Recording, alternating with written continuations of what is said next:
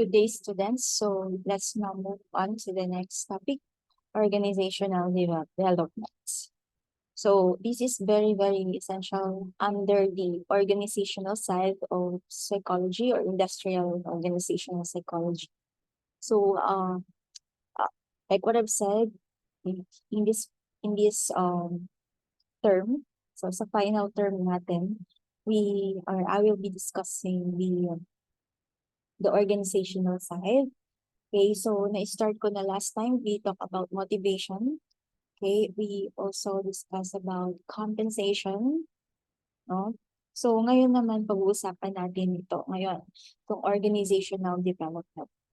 So let me start the discussion on this topic. So let's talk about organizational change.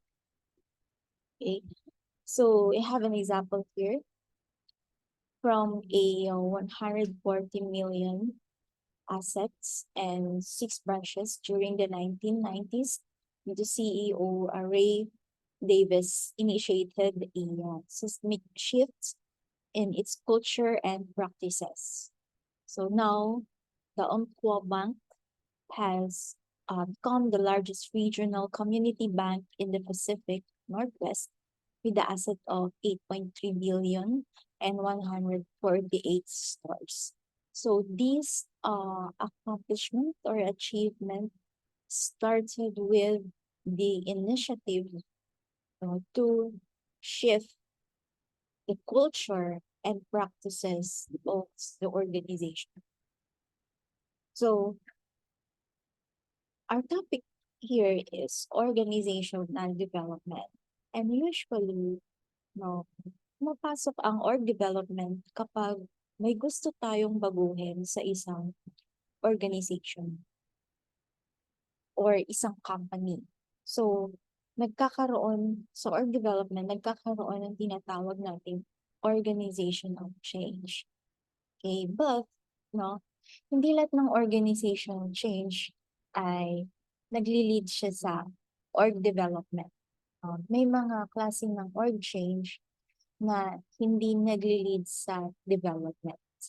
Okay, but in the discussion of org development, no, hindi nawawala yung organizational change. So there's always a change, or there should be a change para magkaroon ng development sa isang company. Okay, so ano nga ba kasi ang org development? This is a system of planned intervention and designed to change an organization structure and or processes to achieve a higher level of functioning. So, our goal here is to change the organization. But ano yung i-change natin sa organization? Yung kanyang structure and at the same time, yung kanyang processes. Okay, para saan? Of course, para maging successful yung isang company. So, in facilitating organizations to develop or change themselves in response to environmental influences. So, minsan, nagbabago or may gusto tayong baguhin sa isang organization in terms of their structure and processes kapag may mga concerns sa environment. Like, kunyari, nagbago yung trend sa community, sa society natin. So, kailangan mag-adapt ng organization dun sa changes na nangyayari sa paligid. No? So, kailangan ng tinatawag na org development. Okay, next is improving organizational performance by making organization-wide rather than individual changes. Okay, so may mga pagkakataon na hindi na lang performance ng empleyado ang nagmamatter. Oh. So, may mga pagkakataon na kailangan natin tignan yung buong organization kung may concern ba, meron bang kailangan baguhin para ma-meet yung vision, mission, goals, objectives ng isang organization. No? So, by looking into the performance of the whole organization, tapos ibabangga natin yun sa BMGO ng company, makikita natin doon kung may kailangan ba tayong baguhin sa structure at sa processes or strategies ng ating company para ma-meet yung ating vision, mission, goals, objectives. So dito, sa org development, ang tinitignan natin yung buong organization. And our goal is to improve the performance of the whole organization, not just the individual. Okay? So, let's move to the next slide. What should we change? Ano ba yung mga kailangan nating baguhin? So, una is organizational strategy. Like we have to change the firm strategy, the mission, vision. Minsan, kailangan baguhin yung mission and vision. Kaya from time to time, kung mapapansin nyo, pati sa TAU, nagbabago din tayo ng vision, mission. If you try to go back sa history ng TAU, iba yung BMGO noon sa BMGO na naset ngayon. Okay? So, if you want to change, kailan natin yun at kailan tayo nagbabago at ano yung gusto nating baguhin.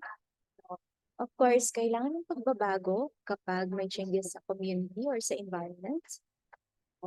At ano yung binabago natin? Yung mga BMG ng isang company or simply the mission and the vision of the company. And next, ano pa yung kailangan nating baguhin? The technology. Okay? So let's say sobrang old na yung mga ginagamit natin. So kailangan natin ng mga system. Lalo ngayon, ang trend ay puro system. See? So, kung system ng trend, AI na ang trend, so kailangan mag-adapt yung organization natin doon. So, we have to conduct studies, research, to see kung anong appropriate technology ang nararapat sa company natin to improve or to come up with change. Okay, next is can also change culture. Minsan meron tayong kultura na unhealthy. Okay, sa isang company. So we have to change that culture. I know one company, hindi ko nababanggitin kung ano yung pangalan ng company na yon. Pero sa company na yon, isa sa culture nila na yung, of course, mga managers ay okay lang na late pumasok. So dahil doon, nakikita yun ng mga subordinates and nagiging role model sila. And tendency because of that, madaming cases ng tardiness doon sa workplace. So, if gusto nating baguhin yung ganung klase ng culture sa isang organization, then kailangan i-change natin, no? Yung kultura in a proper way, of course. So, pwede tayong mag-conduct din ng research patungkol doon. And what else? Ano pa yung kailangan nating baguhin? The employee's attitude. Iba-ibang attitude ng employees. So when it comes to attitude, we have the ABC. So, nakaka-influence yan, affective, cognitive, behavior. Lagi magkasama yan when it comes to attitude. So kung gusto nating baguhin yun, it's still part of our development. Okay, next, skills. So, eto lang yung mayroon tayong skills or mayroong skills ang mga employees natin.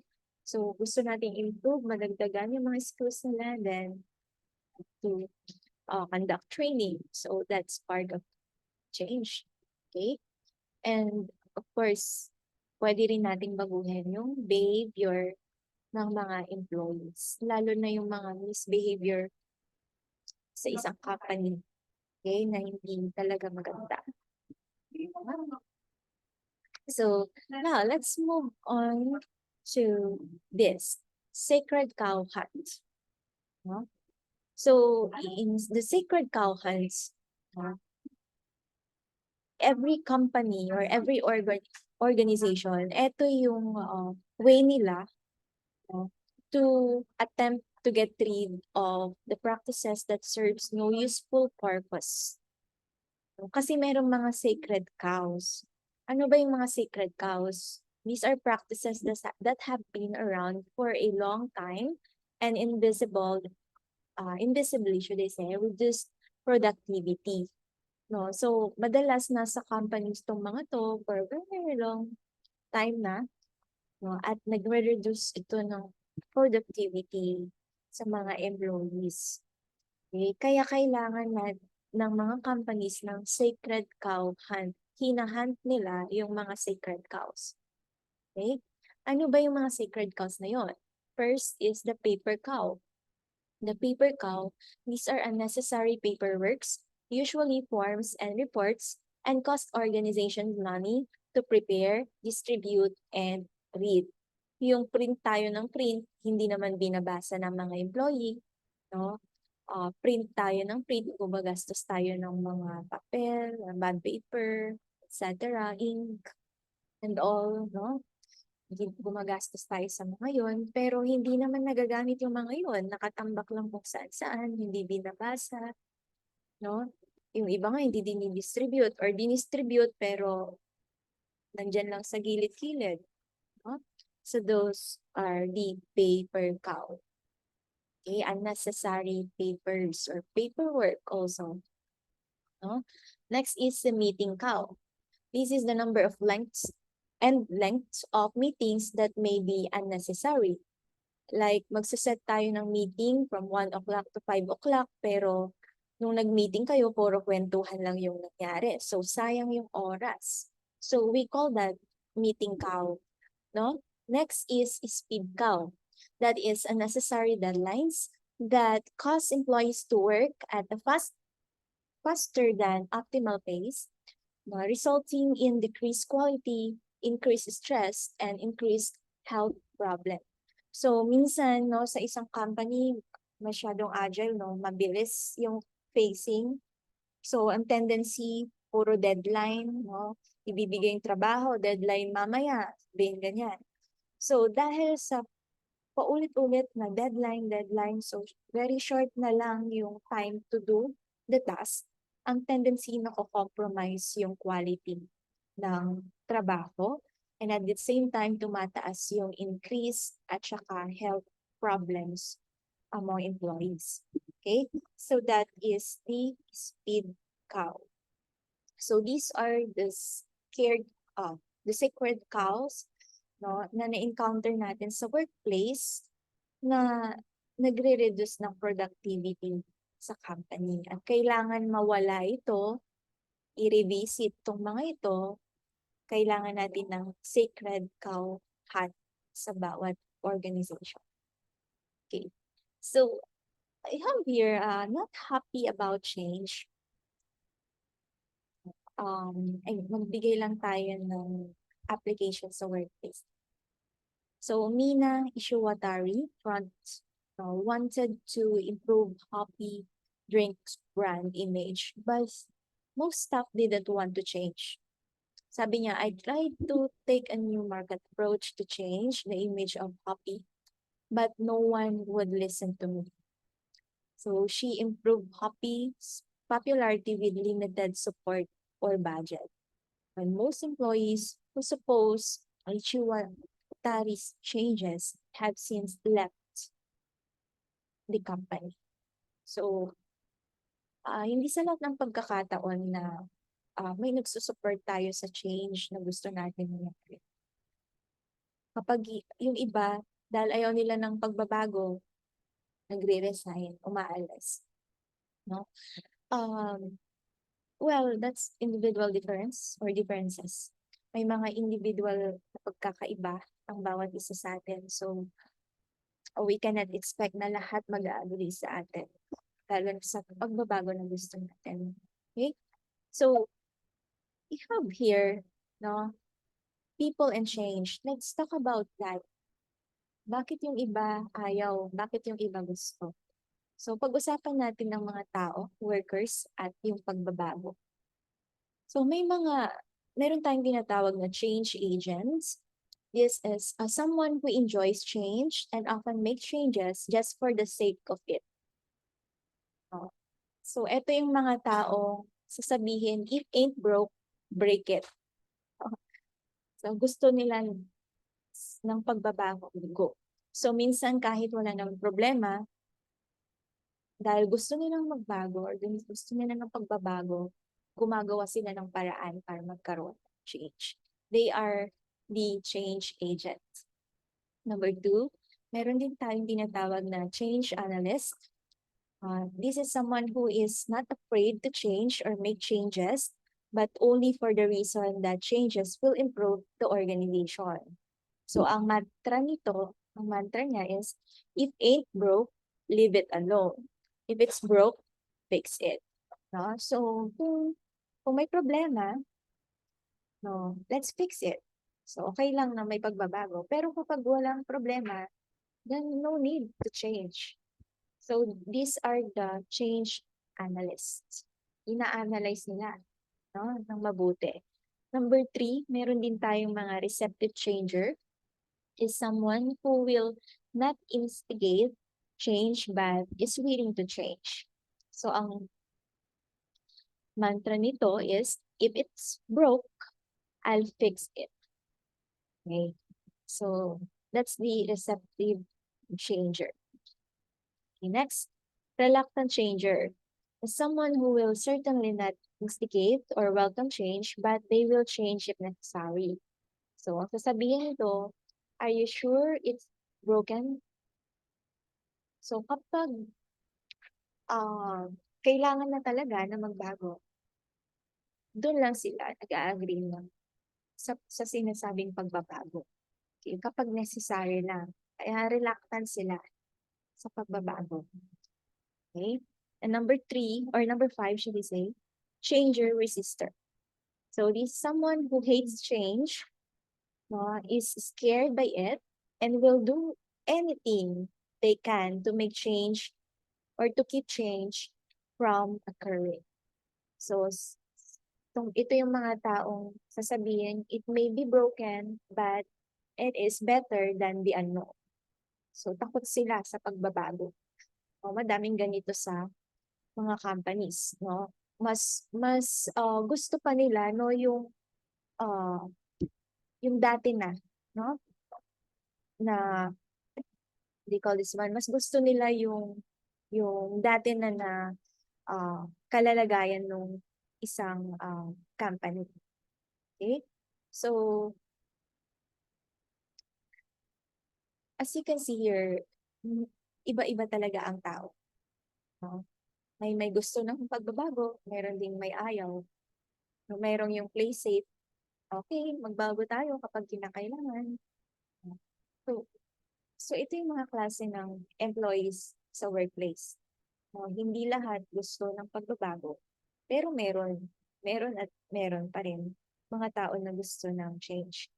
Okay, so since we're talking about change, we have here 5 stages employees go through kapag merong change or kailangang magbago ang isang organization.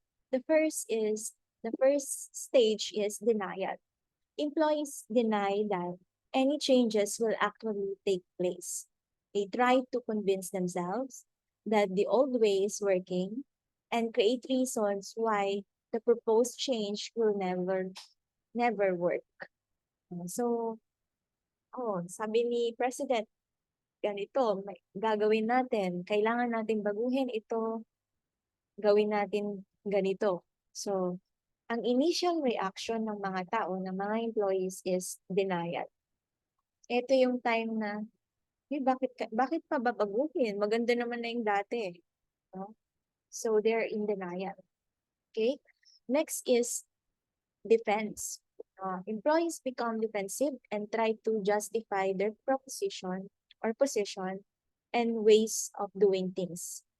Change is perceived as inherently criticism that the employees must have previously been doing things wrong.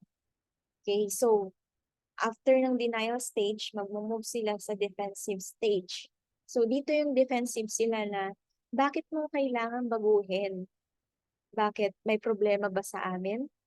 May nagawa ba kaming maganda? Kaya mo babaguhin? So ganun na yung mindset nila. So nasa defensive mode na yung mga workers. Okay? So after defensive stage, magmo-move sila sa discarding. No? Dito, employees begin to realize that change is inevitable, and it is the best interest of the employee to discard the old ways and start to accept the change as the new reality. So dito, unti-unti na nilang nare-realize na wala, pinatupad na ni President. So, kailangan talagang magbago, no? So, hindi na nila binawi.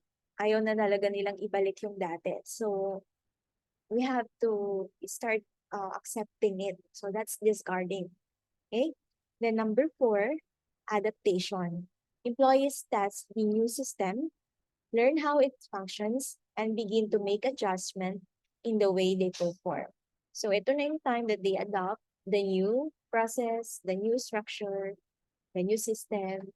No? Na-practice na nila, unti-unti. No? Train na nila yung sarili nila.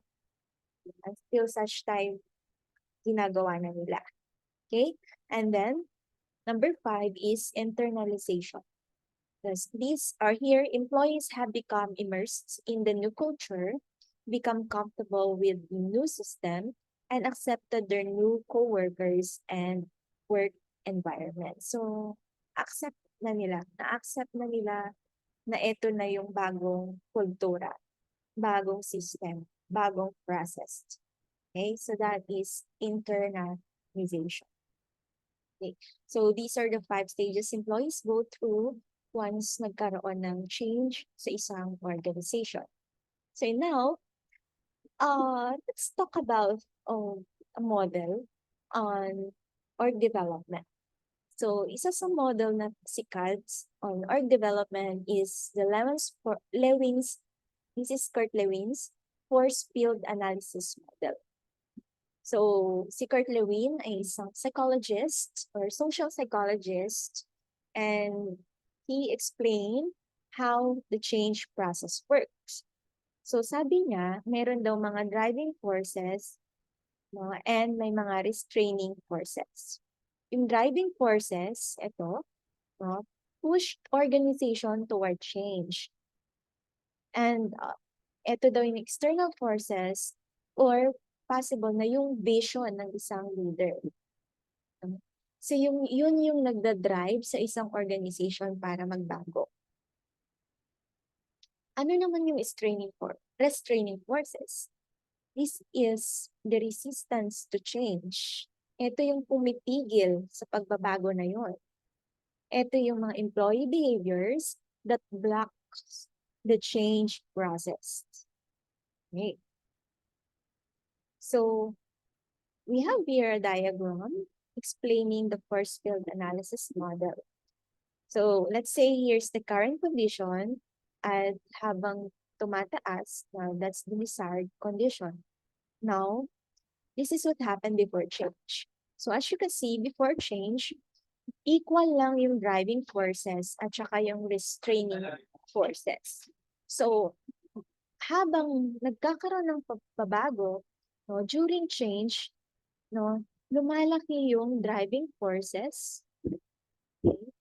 Nakakascade ng maayos yung vision ng isang leader. So, nalaman ng lahat, ito yung gagawin, no, kailangan baguhin. So, lahat ng reasons para magbago, lumalaki, dumadami. No? Tapos yung restraining forces na pumipigil doon sa pagbabago, unti-unting kumukonti. This is what happened during change. Then later on, after change, mapapansin nyo, bumalik yung dati. Okay? So, here comes the restraining forces and driving forces. So, maybe, nung minintain na nila yung driving forces, dumami, unti-unti, makita na naman yung mga possible na disadvantages or consequences. And because of that, nadagdagan yung restraining forces at nabawasan yung driving forces. But, unti-unti, no, cycle lang yan. No? Pagdating dito, babalik na naman yun sa before change. Okay? So, gagawa na naman sila ng panibagong strategy, no? Bagong kailangan na baguhin. So, lalaki na naman si driving forces, bababa, liliit na naman si restraining forces. Fine. It's just a cycle. No? Paulit-ulit lang yan. Before change, during change, after change. So pag may improve na naman, babalik sa before change, during, and after. So that's the force field analysis model. Okay, let's talk about restraining forces. So in restraining forces, resistance to change, may mga tao na resistant sila sa pagbabago. Ito yung nagka-cause ng restraining. So any attitude or behavior that indicates unwillingness to make or support the desired change, like yung mga nagko-complain, absent ng absent, passive non-compliance, sila yung resistant sa pagbabago, ayaw nila ng pagbabago. Dito, the change agent typically view resistance as an unreasonable, dysfunctional, and irrational response to a desirable initiative. Kung ikaw yung change agent, yung na-discuss natin kanina, ang tingin mo sa mga resistant na tao ay unreasonable sila, mga irrational, na mga tao. But, sabi dito, resistance needs to be seen as a resource for change. Okay. So, sometimes yung resistance na yun, hindi lang negative ang naitudulot nun. Sometimes those resistance needs should be seen as a resource or resource for change. Bakit? Kasi first, symptoms of deeper problems in the change process. So, there is a possibility na yung reason nila sa pagiging resistant sa pagbabago, ay maging yung mga reasons na yun, yung magiging possible na problem natin once we implement the change. That's why we have to hear, kailangan natin pakinggan bakit sila resistant sa pagbabago na yon. So we can prepare, doon sa ating strategy, kung ano yung gagawin natin para ma-address yung mga ganitong problema. Okay, next, it's a form of constructive conflict. May improve decisions in the change process. So we have to listen to these resistant people, para ma-improve yung strategies natin, para maganda yung kalalabasan, at maayos yung ating decision sa pagbabago na gusto natin. Then number 3, it's a form of voice. Okay? Like helps procedural justice. Remember the process, yung justice, fairness when it comes to procedure. So if we give these employees voice to, magkaroon ng exchange or communication between the management and the employees, para malaman natin bakit sila resistant sa change na yon, then nagiging malinaw, nagiging maayos yung procedure, nagkakaroon ng fairness and justice sa processes na ginagawa natin to come up with change in the organization. Okay, so again, resistance needs should be seen as resource for change. Okay, now, why people resist change? Bakit nga ba sila nagre-resist sa pagbabago? First, because of direct cost. Like losing something of value due to change. Dahil sa gusto mong baguhin yung company, feeling nila may mawawala sa kanila. So pag ganun yung pakiramdam ng tao, na may kinukuha ka sa kanila, then that's a direct cost. Kaya ayaw nila doon sa pagbabago na gusto mo. Okay, number 2, saving face. Accepting change acknowledges own imperfection and past wrongdoings. It's like, kapag kasi may pagbabago, iniisip ng tao na, bakit niya babaguhin? Bakit niya babaguhin yung pamamalakad, yung processes, structure? May problema ba sa akin? Parang gano'n na kapag nag-agree ako sa pagbabago, it's like I am saying na may problem sa akin. Parang gano'n mag-isip yung mga employees. So that is saving face. Okay? And number 3, fear of the unknown.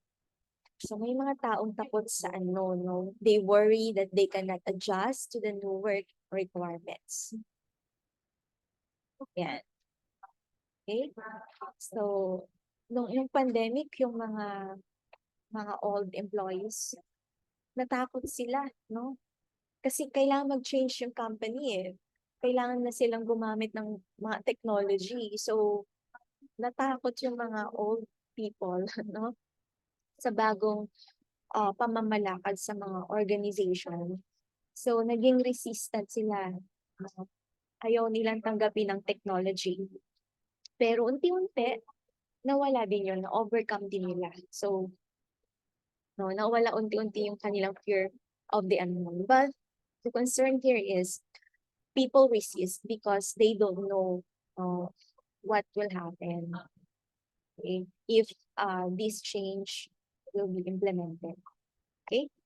So number 4, breaking routines. Organizational unlearning is part of change process.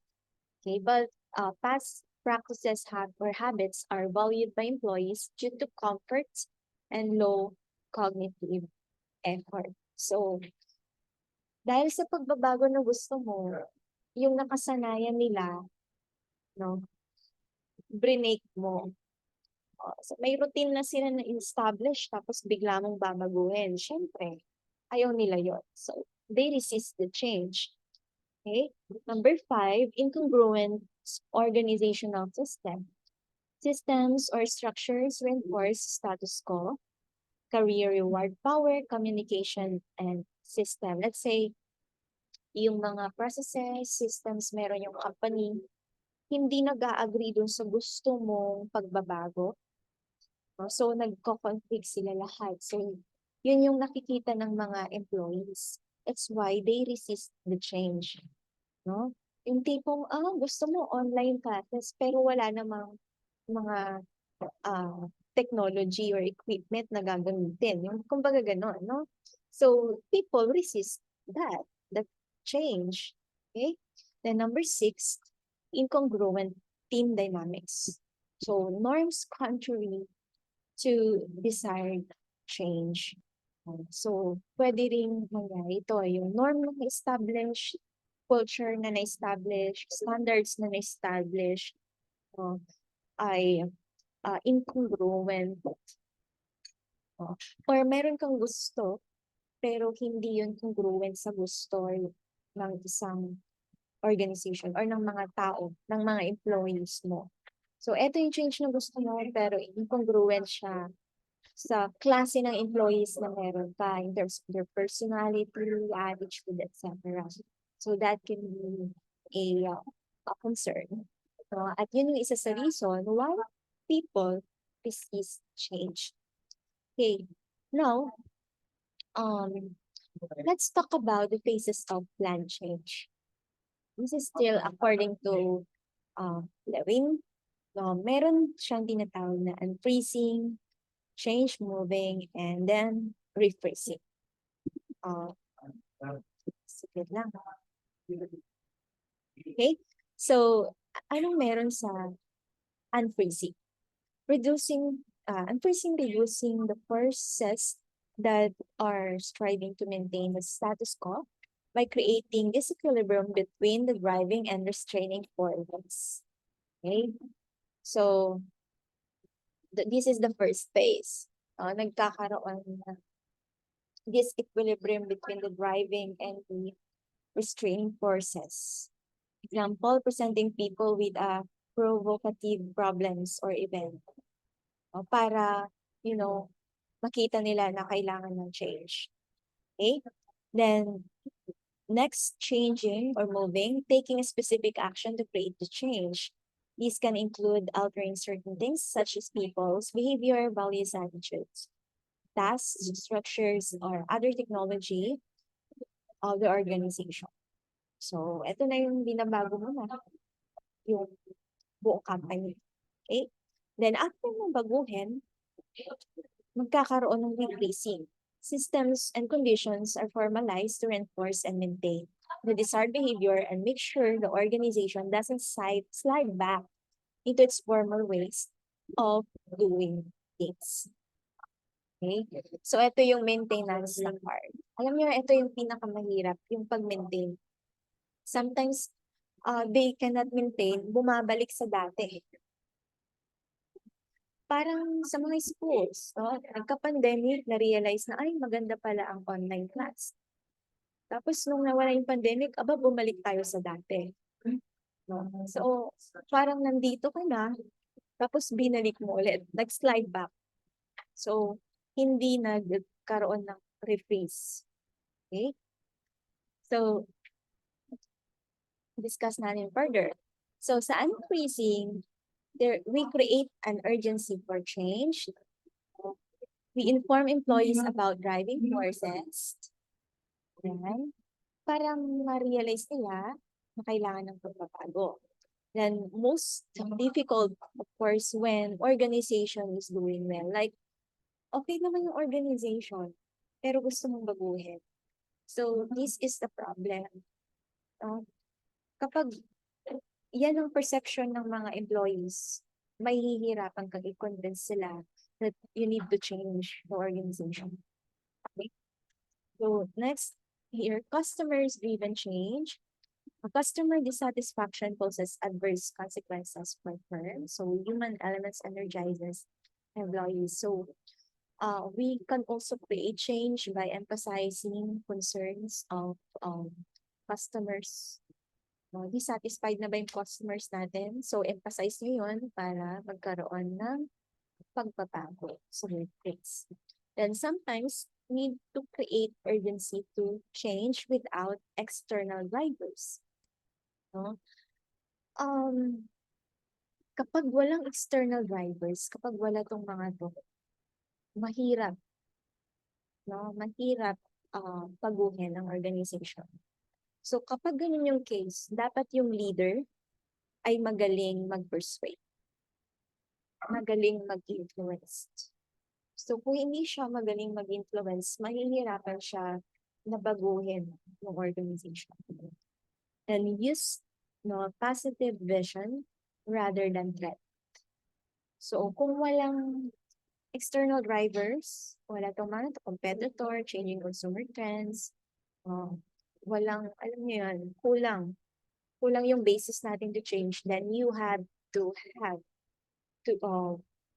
positive vision for the company. Yun yung i-present natin sa mga tao, not a threat.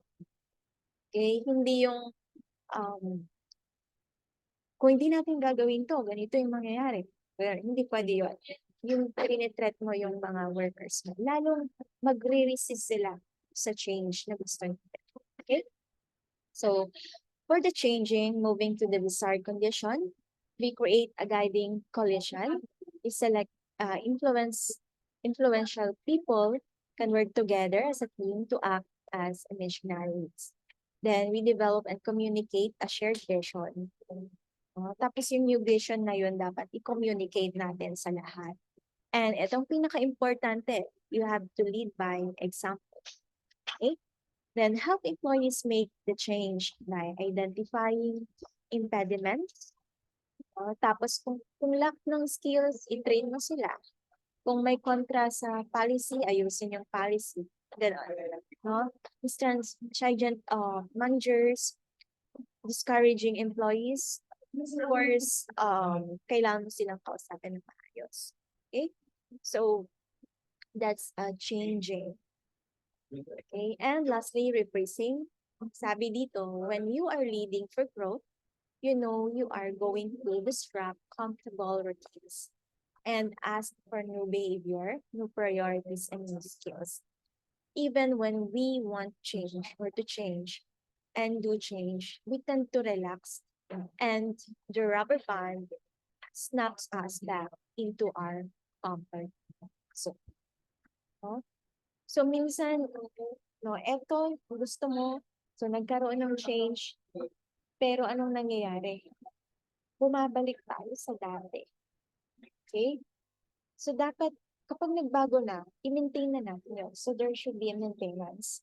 Hindi kagaya ng isang rubber band na kapag in-spread mo, tapos biglang pumiglas, babalik sa dating size. Okay? So, when we want change, hindi pwedeng ganun. Dapat continuous yun and we have to refreeze, i-maintain yung change na gusto natin. Okay? So, under refreezing, we have to reinforce here the desired conditions. So, people are cultures of habits, so they easily slip back into old patterns or doon sa nakasanayan nila. Habits yun eh. No? Yun yung habit nila.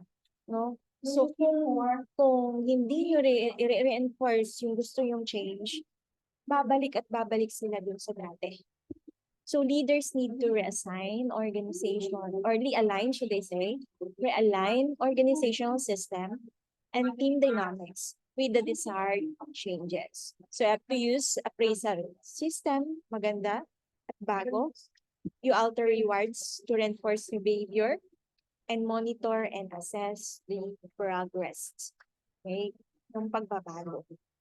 So that is refreezing all about. Now, we have 4 approaches to organizational change. So the first approach is the action research. Second is appreciative inquiry. Third is large group intervention. And fourth is parallel learning structure approach. So let's start with the action research approach. The action research is a problem-focused change process that combined action orientation, and that's changing attitude and behavior, and research orientation, testing theory through data collections and analysis. So in the action research talaga ito, we have to collect data, then feed information back to employees for them to analyze. And third, develop hypotheses about what the problems might be. Okay? So magkukolect na tayong data. Ano ba yung concern? Then, pag nag-gather nyo na yun, i-feed nyo na ito yung mga problema. Then, you develop hypothesis. Bakit kaya ganyan yung problem? Okay? So, mag-develop ka ngayon ng hypothesis. And then, you address the concern. Magkakaroon ng consultation to diagnose the need for change. Kailangan ba ng pagbabago? Okay. Pag na-diagnose na the need for change, you have now to, you need to introduce the intervention. Okay? So based sa research nyo, sa diagnosis nyo, ito yung problema at kailangan baguhin ito. So para baguhin yun, ito yung mga strategies natin. So that is the intervention. Okay, and then next, pag nagkaroon ng intervention, so magbabago yan, after ng change, pag na-stabilize na yung change, you evaluate the stability of the change. And then, pag na-evaluate na at maganda na, stable na, you disengage. No, sa trabahong ito, yung action research na ito, madalas ginagawa ito ng consultant. So, kapag nagawa natin ng consultant from the start up to the change, maintenance of change, then pwede nang mag-disengage si consultant. Okay? So, usually mga companies, they just hire consultant for this kind of research. Okay? So, next, action research. Under action research approach, the first, we have the form-client-consultant relationship. So consultants need to determine the client's readiness for change, including whether people are motivated to participate in the process and are open to meaningful change and process the ability to complete the process. So may consultation talaga na nangyayari. Then after the consultation, dinadiagnose nila kung kailangan ng pagbabago. So we identify appropriate direction for the change by gathering and analyzing data about ongoing system. So magkakaroon tayo ng interview, ng survey sa mga stakeholders. It's also include involvement in agreeing on appropriate change method, the schedule for action involved, no? and expected standards of successful change. So medyo mabigat talaga yung trabaho ng isang consultant, no? And after that, we introduce the intervention. Okay? So ano ba yung intervention mo? Apply one or more actions to correct problems. You can include or build more effective teams, managing conflict, building a better organization structure, or you can change the corporate culture. Okay? So, meron tayong tinatawag na incremental change at saka quantum change. Yung incremental change, that is the organization function system and takes small steps towards a desired state. So, unti-unti yung pagbabago. So, risky when the organization is seriously misaligned with its environment, hereby facing a threat to its survival. Risky lang pag ganito yung sitwasyon, no? May mga pagkakataon kasi na um, kailangan na asap ng change as in quantum change, no? Na kapag uunti-untihin mo pa yun, baka lalong maging worse yung sitwasyon ng company. So, may binabagayan yung pagbabago. So, tingnan natin, no, yung intervention natin. We have to diagnose first kung kailangan ng incremental change or quantum change. Ano ba yung quantum change? The system is overhauled decisively and quickly. Usually more traumatic to employees and offer little opportunity for correction. So, biglaan ito, no, ng pagbabago. Nakaka-trauma. But kung kailangan, then you have to. Depende sa diagnosis natin. Okay? Number 4, evaluate and stabilize the change. Evaluating effectiveness of the intervention against the standards established in the diagnosis stage. Parang ano lang to, training needs assessment hanggang sa evaluation part. So, ganun din, kapag may intervention tayo, i-evaluate din natin yung effectiveness nito. So, the effectiveness of an intervention might not be apparent for several years or might be difficult to separate from other factors. So, rewards, information system, team norms, and other conditions are designed that they support the new values and behavior. So, kung gusto nating masustain yung change, ma-maintain yung change, we have to, apply our knowledge about motivation para ma-maintain yung behavior na gusto natin, no, sa mga employees natin. Okay. So now, let's move on to appreciative inquiry approach. What is appreciative inquiry approach? This is an organization change strategy that directs the group attentions away from its own problem and focuses participants on the group potential and positive elements. So from the word appreciative, so ang focus natin dito ay yung positive things or strengths, no?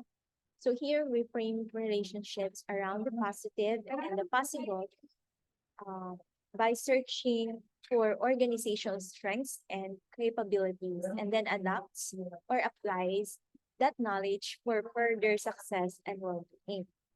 So application of positive organization behavior, focusing on the positive rather than the negative aspect of life, will improve organizational success and individual well-being.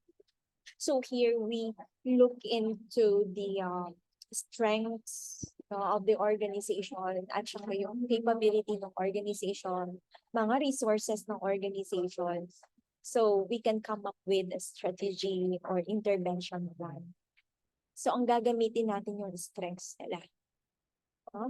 So that's the appreciative inquiry approach. So here, ito yung process natin.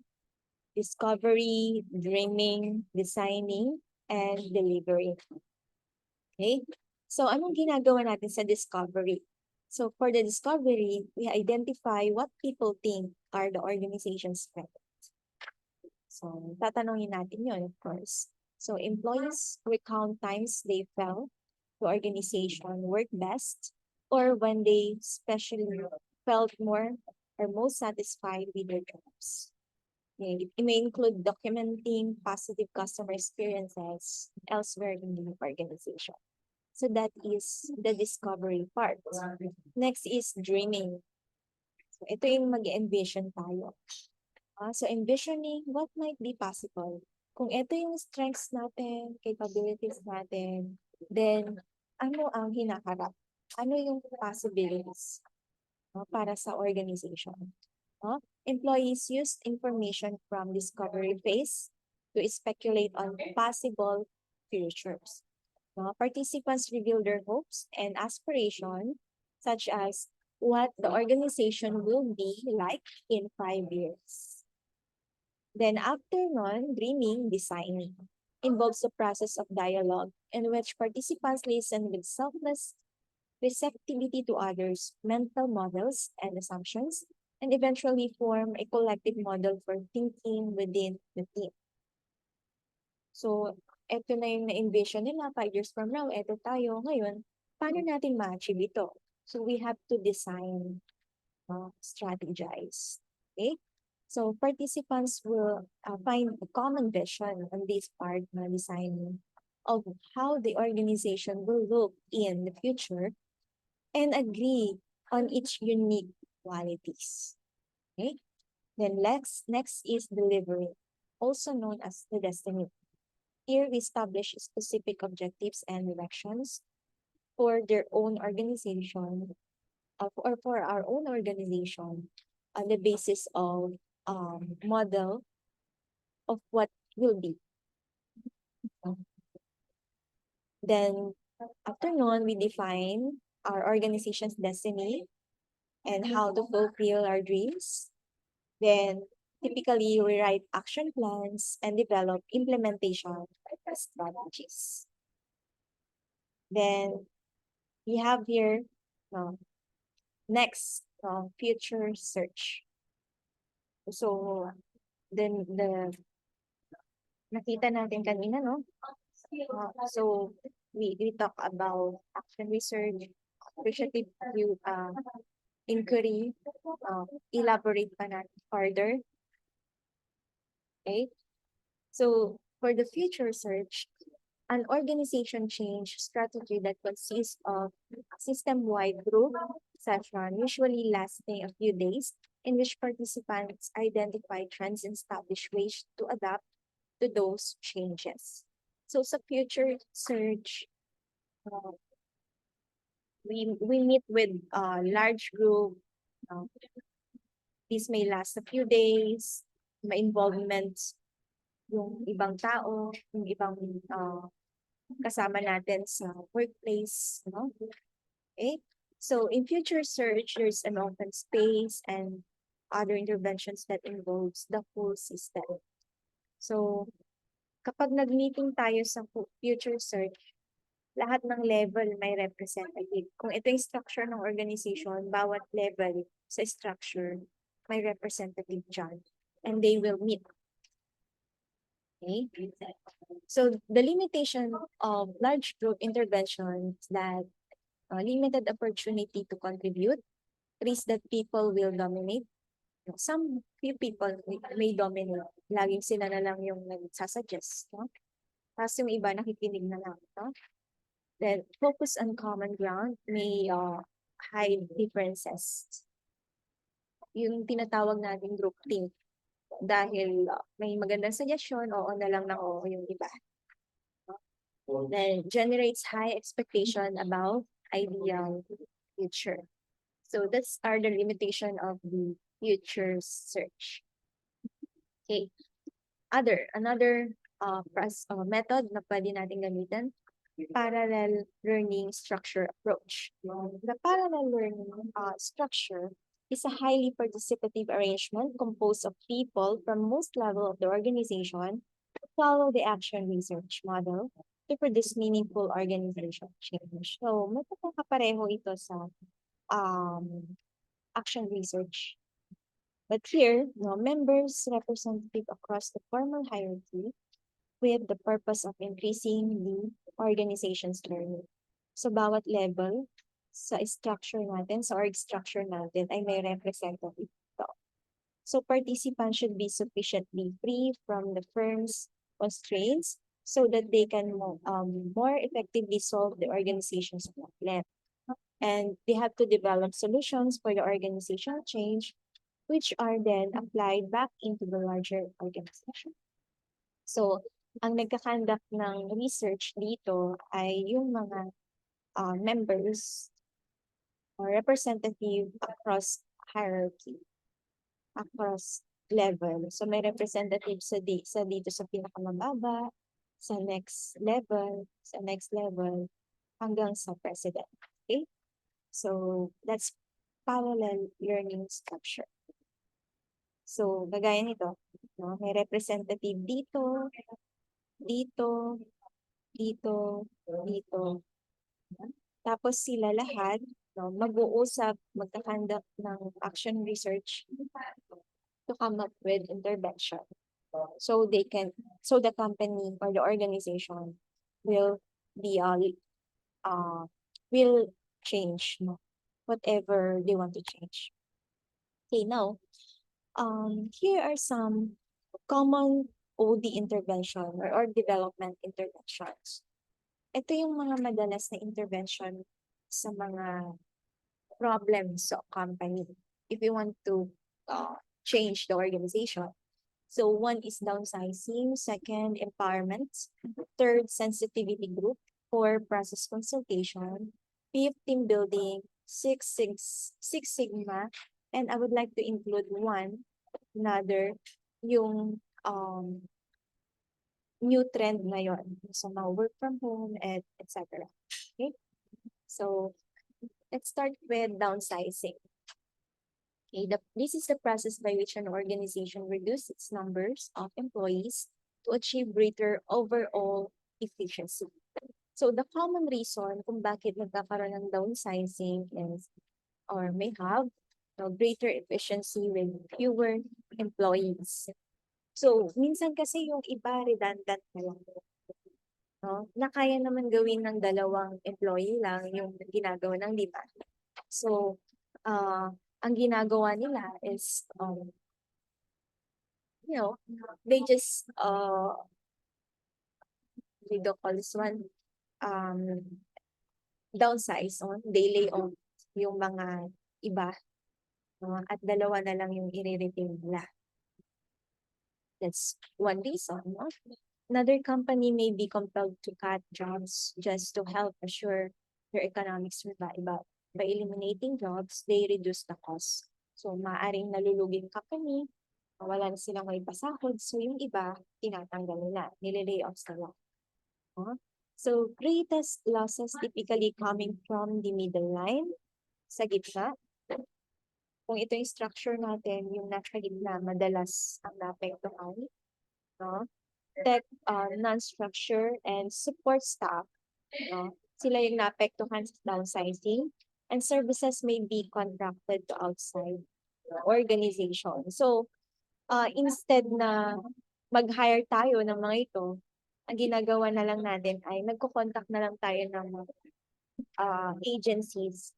So, yung agency ang nagpapatawag. So, that's outsourced. Okay? So, mas tipid, kumbaga, for the company. Okay, now, another OD intervention is empowerment. Ano ba yung empowerment? This is the process of giving employees in an organization more power and decision-making authority within the context of less managerial oversight. So with this more educated workforce, it is now possible to push some of the traditional managerial responsibilities, such as decision-making, down into the lower levels of the organization. So ini-empower natin yung mga employees natin. We're giving them the power. Dinidistribute natin yung power. So of course, pag may power, may responsibility. Okay, so that's how we empower workers. Okay, it involves giving traditional non-managerial personnel managerial type powers and requiring fewer people in traditional managerial roles. Kaya uso yung yung mga teams sa panahon ngayon, yung bawat teams na minsan magkakapareho na sila ng level. Okay? Inaalis natin yung hierarchy.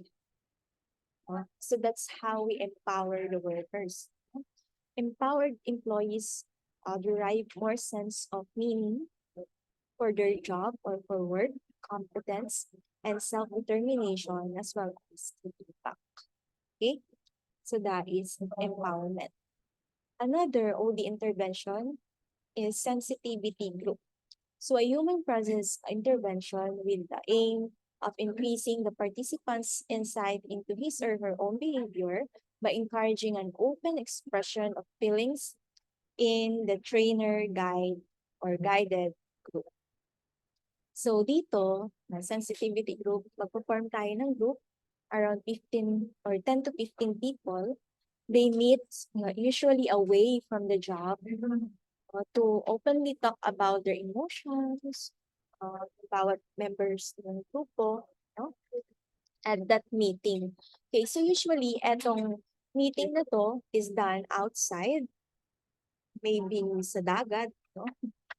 Or kung saan sila comfortable na mag-meet. No? Pwede sa coffee shop, gano'n. So, successful of this will depend on, or success, should I say, on this will depend on the feedbacks each person gets from the others. Okay, and on the participants' willingness to be candid. So, the success of this depends on the feedback we provide. Okay, so and pwede rin itong maging dangerous. Okay, bakit? Kapag yung trainer nila, no, ay hindi competent. Ganito yan. Usually, itong sensitivity group it's like a group dynamics or team building activity for employees. Okay?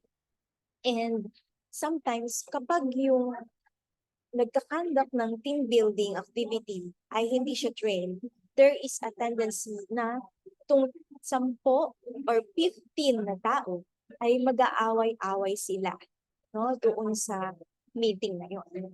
Okay? Instead na maging united sila at ma-express nila yung feelings nila, ang tendency is nagkakawatak-watak, nagkakaroon ng conflict. Okay? And that is a big problem. Okay, next, OD intervention, process consultation.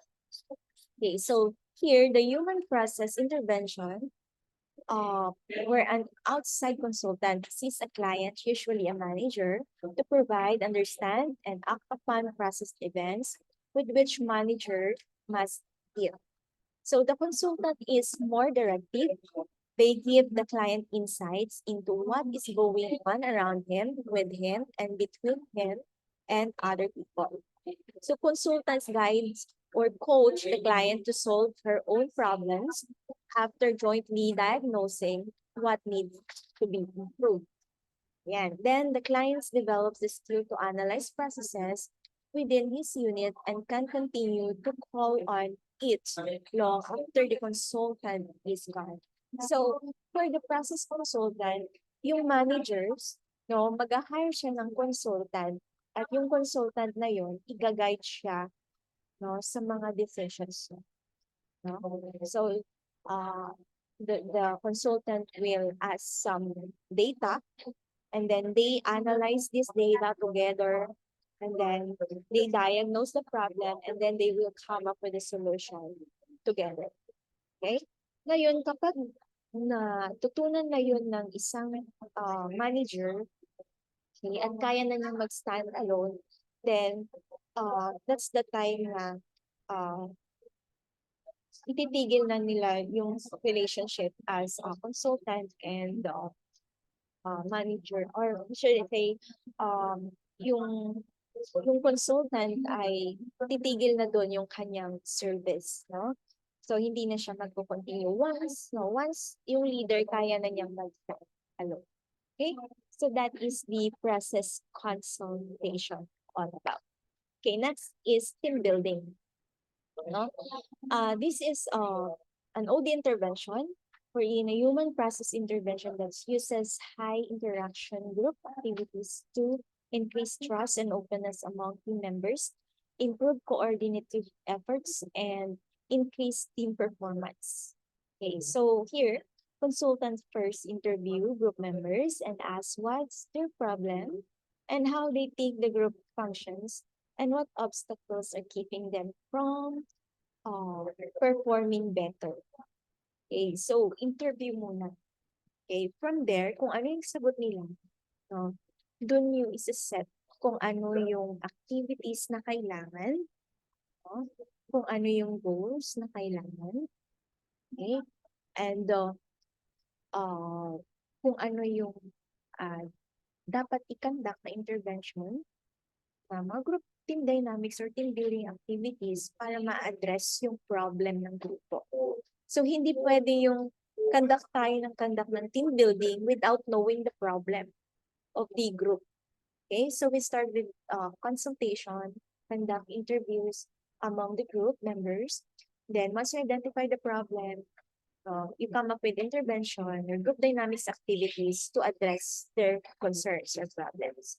So typically, it includes goal setting, development of interpersonal relations among the team members, role analysis to clarify each member roles and responsibilities, and team process analysis.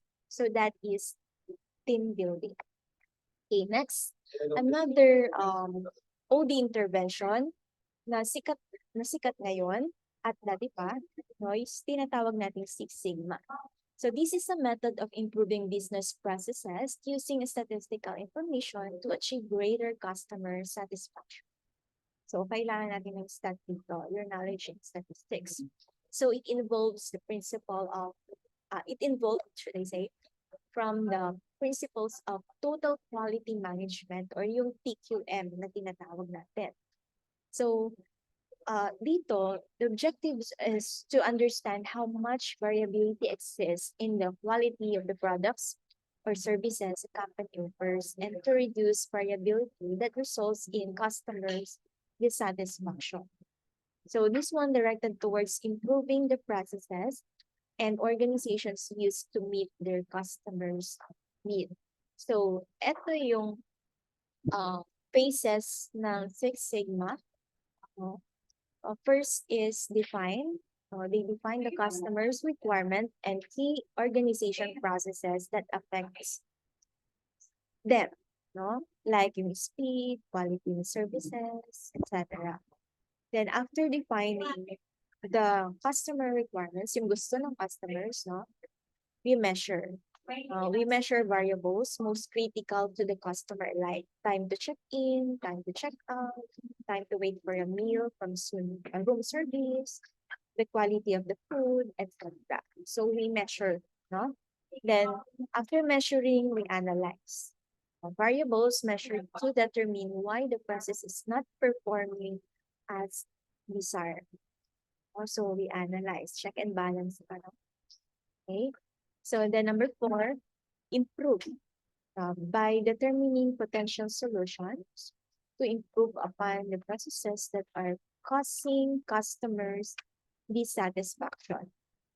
Bakit ba dissatisfied yung mga workers? So you have to come up with potential solutions. Then number 5, control. This is the last phase to develop. This is the last phase, and to develop, document, and implement a strategy to ensure the performance improvement remains at the desired level. Of course, you have to be in control.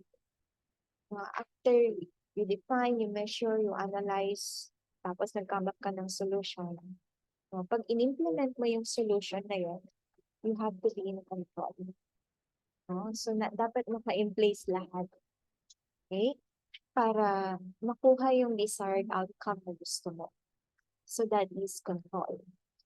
Okay? So that's the Six Sigma. Now let's move on to the last OD intervention, flexible work arrangement. So for the flexible work arrangement, we have here 4 strategy. The first strategy is the full-time flexible hours. No? So, of course, may mga full-time like 8 hours a day they work.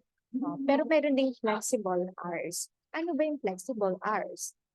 No? Yung flexible hours, pwedeng, kunyari, ang usual na time natin to work ay 8 o'clock to 5 o'clock. No? 8 hours. Siyempre, may break tayo na between 12 to 1, no? Kasi lunch break. So, 8 hours a day. Now, sa flexible hours, instead na you work 8 o'clock to 5 o'clock, pwede kang mag-start ng 9 hanggang 6 o'clock. So, flexible yung oras mo. Okay? So, pwede rin naman yung gliding time, no? Yung babaguhin mo yung time mo, no, without informing the management ASAP, no? Or you can have the flexi tour or modified flexi tour. Okay, ayusin mo yung time mo na magre-report ka dun sa workplace. Okay, whether, of course, usually pinapa-approve yan, no? Kapag in-approve, gusto mong palitan, that's modified flexi tour. Okay? So, next strategy is compressed work weeks.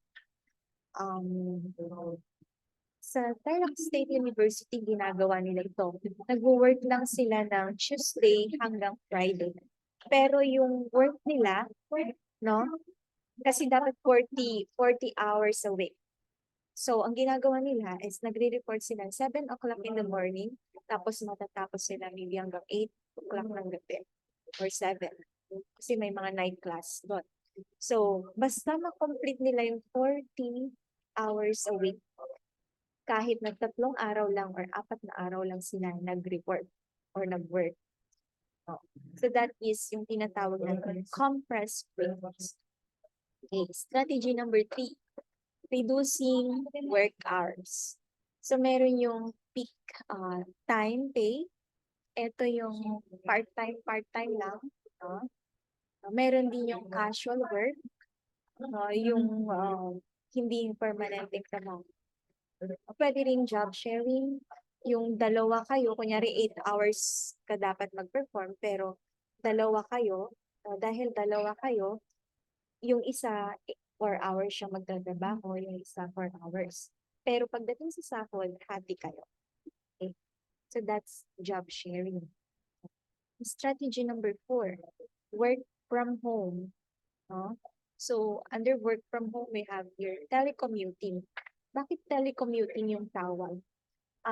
Tinawag siyang telecommuting kasi ito yung intervention para doon sa mga workers na nasa city kung saan madalas ang traffic. No? Kagaya sa Manila, traffic parate. So, to address yung pagiging late at laging absent ng mga empleyado, nag-come up sila ng telecommuting wherein you can work kahit saan lugar mo gusto. Basta you report 8 hours sa isang araw. So that's telecommuting. And of course, i-add na rin natin dito yung bago ngayon, yung work from home. Actually, hindi na ito bago, dati na, which is under strategy number 4. I-work from home, yung ginagawa natin ngayon, wherein the employee work doon sa kanilang bahay. Okay. And of course, may mga accomplishments pa rin na nandun. Minomonitor pa rin yung kanyang performance. So, isa sa intervention ito, yung pandemic, nagkaroon ng intervention at ang ginawa natin ay naging work from home yung mga workers natin. Okay? So, that's the trend right now, the flexible work arrangement. So, if you want to read further about this, just read your handouts or yung ating main reference. Okay? So, that's it for this lesson. I think this is the end, but before I end, sabi dito, take away my people, but leave my factories, and soon grass will grow on the factory floors. Take away my factories, but leave my people, and soon, will have a new, better background. So, ang mga tao ay importante sa workplace. So, we have, if you want to change the company, we have also to consider yung nararamdaman nila, yung iniisip nila, yung behavior nila. Okay? So, people, our people, our human resources, they are very, very essential. Okay? So that's all about organizational development. So if you have questions, just type in the comment section. So I can answer your query. So that's all for this lesson.